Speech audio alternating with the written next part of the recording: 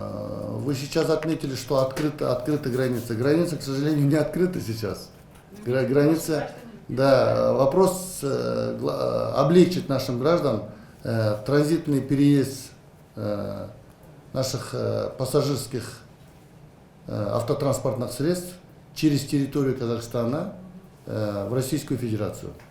Потому что этот вопрос мы поднимали и во время своего визита в Россию. Авиасообщения сокращены же до минимума, вы же знаете же. С Россией у нас сейчас три раза Аэрофлот и три рейса авиатрафик осуществляет, компания Авиатрафик. Очень много наших граждан, которые обращаются в парламент, правительство, Министерство иностранных дел, чтобы мы оказали им содействие в свободном передвижении по территории Казахстана. Транзитом проезжает в Россию, проезжает в Китай через территорию Казахстана, свободно въезжает на территорию Казахстана там, для лечения, для посещения иностранных загранучреждений, которые находятся в городе Астане, в Алматы, ну и потом по различным деловым целям, да, которые хотят въехать в Казахстан. В настоящее время, как в связи с ковидом, ужесточены режим въезда в Казахстан казахстанскими властями. К примеру, наш гражданин сейчас, который въезжает в Казахстан, он должен получить приглашение из Казахстана, потом через соответствующую структуру Министерства иностранных дел должен информировать посольство Казахстана, там, потом разрешение из Астаны должны получать и так далее, и так далее. Это большой процесс. Вот по всем этим вопросам мы очень подробно переговорили с казахстанскими властями, и поэтому приезжает министр торговли и индустрии, дан поручение первому вице-премьер-министру Казахстана, который будет контролировать эти вопросы. Созданы рабочие группы на уровне вице-премьеров, руководителей таможенных служб, пограничных служб, которые сейчас разработают меры по облегчению въезда нашим гражданам в Казахстан, а также проезда через территорию Казахстана в Россию и в Китай. Отдельный вопрос – это железнодорожные перевозки.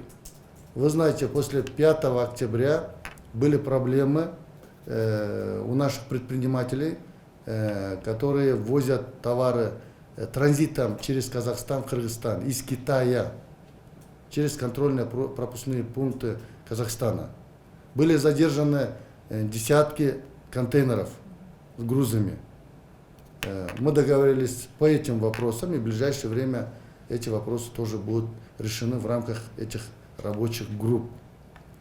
Были проблемы для проезда через Казахстан железнодорожным путем. Этот вопрос тоже в ближайшее время будет решен.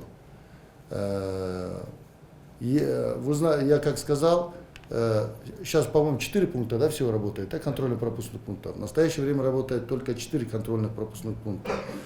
3 контрольно-пропускных пункта закрыты на ремонтно-строительные работы. Достигнут договоренность, что они завершат эти ремонтно-строительные работы в течение марта и в начале апреля.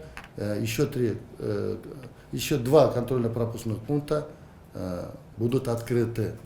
Но, как я отметил, нам тоже, к кыргызской стороне, нужно ускорить ремонтно-строительные работы.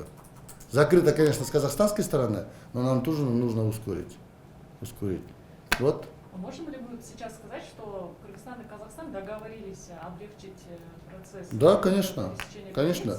Но полностью границы пока не открываются, да? Ну, в связи с ковидом же. Мы просим полностью открыть, потому что Кыргызстан, вы знаете, Кыргызстан мы еще несколько месяцев назад открыли всему мировому сообществу наши границы. И особенно нашим партнерам в рамках СНГ, Евразес открыты наши границы. Ну, конечно, с учетом соблюдения, въезжает в Кыргызстан, граждане других стран въезжают с учетом соблюдения санитарно-эпидемиологических норм. Например, требуем ПЦР, да, результаты ПЦР-тестов и так далее. То же самое мы предложили руководству нашего братского Казахстана.